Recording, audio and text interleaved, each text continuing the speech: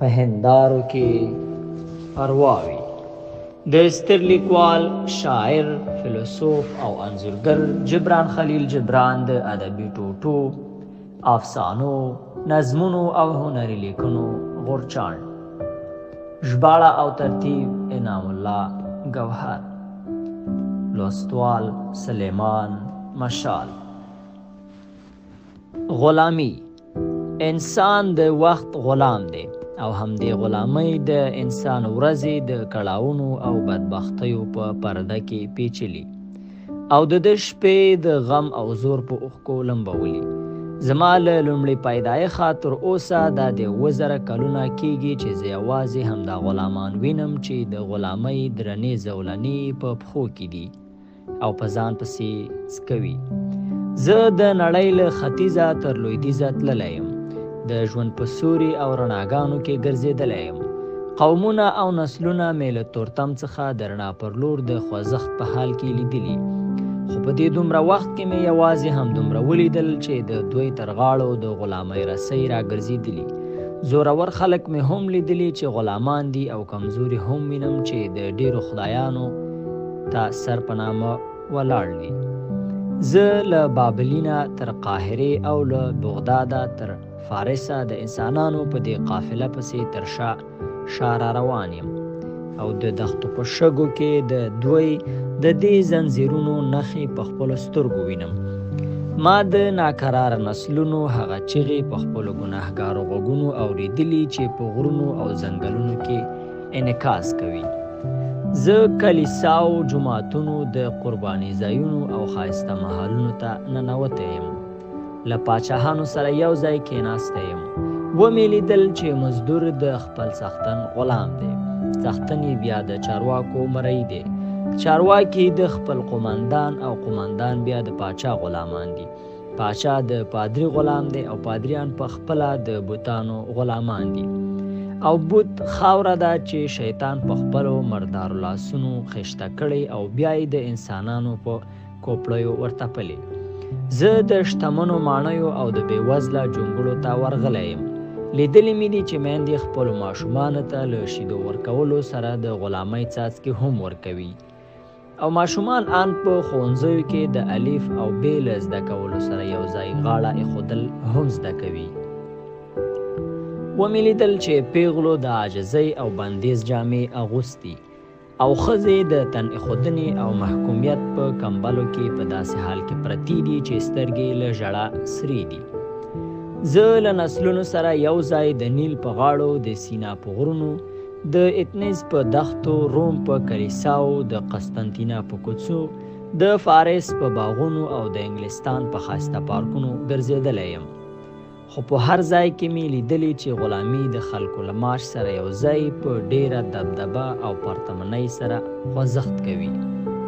ما خلک په خپلو سترګو لیدلي چې ځوانان او پیغلې د بوتانو په پښو کې نذرانه کوي او بیا هغه ته د خدای نام ورکوي.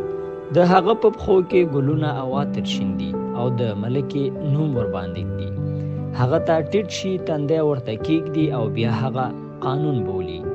د هغه په سر له یو بل سره شخړې کوي، یو بل وژني او بیا ورباندې د هېواد پالنې نوم ږدي. خپل ځانونه هغه ته وسپاري او بیا دا کار په مځکه د خدای سوری بولي. کورونه ویجاړوي، بانډې له خاورو سره خاورې کوي او بیا په هغه د ورورولۍ نوم ږدي. یو بل وژني او مساوات یې بولي. د هغه لپاره لوټماري کوي، په دنیا پسې هڅې کوي، بیا ورباندې د تقدیر او خوښۍ نوم ږدي. په حقیقت کې دا هر څه د یوه حقیقت بېلابېل نومونه دي، په مختلفو شکلونو ځان څرګندوي خو له یوه عنصره جوړ دي. دا یو تلپاتې تخم دی چې له یوه نسله بل ته په میراث ورپاتې کیږي. د غلامۍ بېلابېل رنګونه او شکلونه ما ولیدل، ټول خورا حیرانونکي دي. ړانده غلامي هغه غلامي ده چې خلک د خپلو پخوانیو نیکونو او پلرونو له ماضي سره نښلوي او خپل نسلونه د هغوی د پخوانیو دودونو او رسمونو غلامۍ ته رابولي. هڅه کوي چې د هغوی روحونو ته نوي قالبونه پیدا کړي.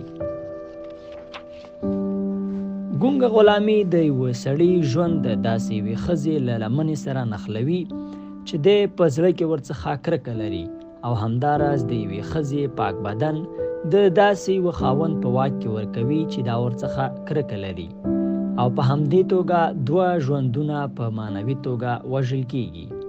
ما کڼه غلامي هم لیدلې چې روح او زړه دواړه پکې ترپید شي. انسان یوازې د یوه بې معنا غږ انعکاس شي او وجود یې د زړه سوي وړ تش په یوه سوري بدل شي.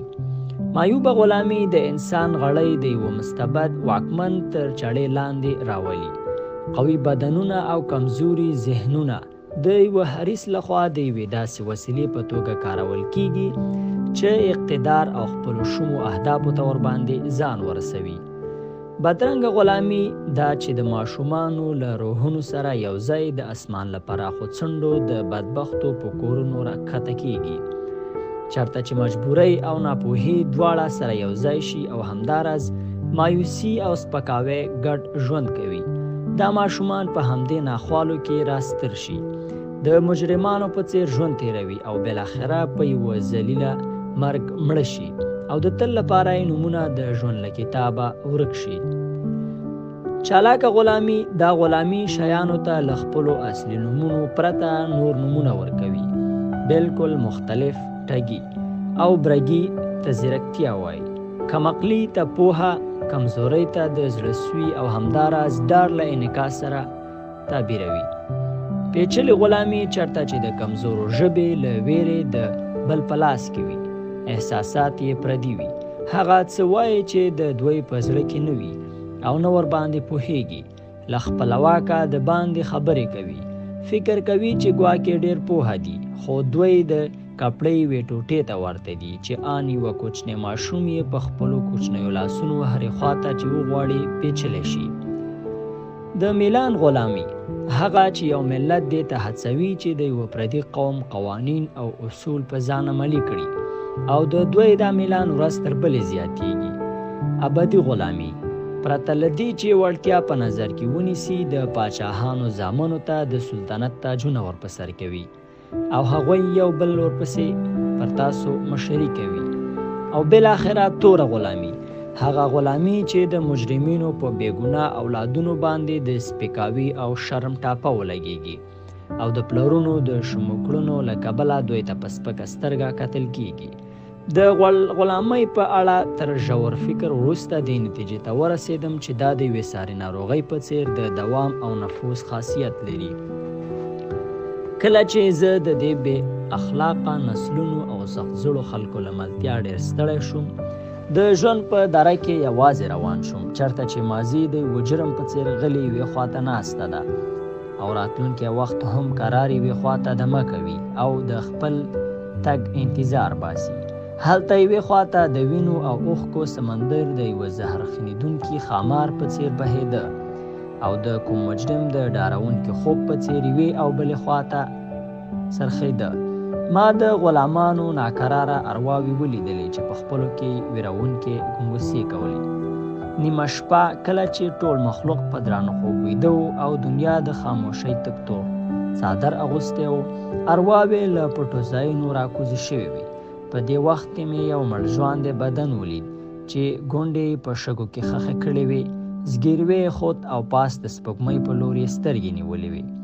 نږدې ورغلم، ترې ومې پوښتل ته څوک یې؟ د نیم ژوندي جسم ویرونکي سوري ځواب راکړ زه ازادي یم. پوښتنه مې ترې وکړه ستا زامن چېرته دي؟ خپلواکۍ او ازادۍ په نیم ژوندي کمزوري وجود په داسې حال کې چې سترګې له اوښکو ډکې وې په ډېره مایوسه لهجه راته وویل زامن خو مې یو په دار راوزړول شو، یو لیونی شو او مړ شو او بل لا تر اوسه دې نړۍ ته نه دی راغلی. هغه نورې خبرې هم په زګیرو کې راته وکړې، خو زما په سترګو توره تیاره شوه او په زړه کې مې کړکې پیل شوې. د زړه په دښته کې ناکاره راچیغو مې نور زه اورېدلو او لیدلو ته پرې نه ښودلم.